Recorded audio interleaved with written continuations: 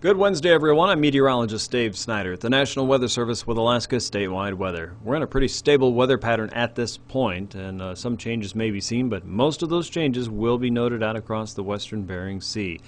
A cold front's trying to work in from the west, a 999 millibar low just east of the Kamchatka Peninsula, trying to brush the western Aleutians with more of a south and westerly flow. That wet and warm air coming in from the Pacific, battling drier and cooler air moving off the continent, and where that happens, interacting with areas of fog and stratus across the Bering Sea. That stretches all the way from the Gulf of Anadyr to St. Matthew and Pribilof Island waters through the central Aleutians.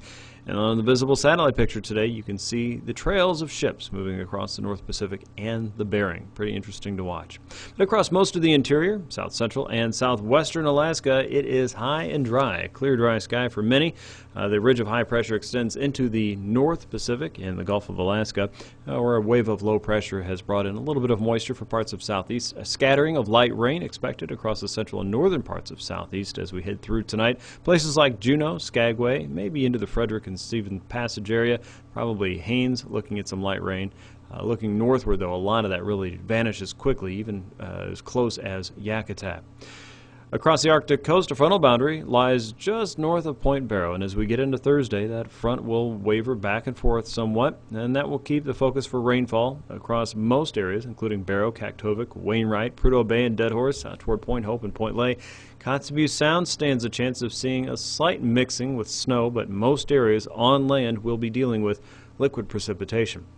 Low pressure may keep a little bit more of a west and southwesterly gust going across Kotzebue Sound, but most of the ice has vanished from Norton Sound. Although the shore-fast ice is now unstable, and you should remain off that, it is slowly moving away from shore and melting quickly.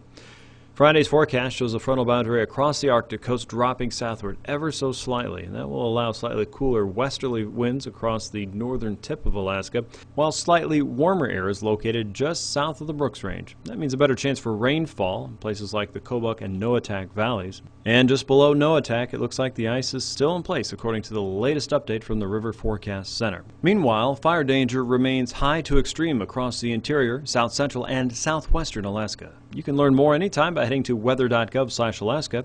With Alaska statewide weather,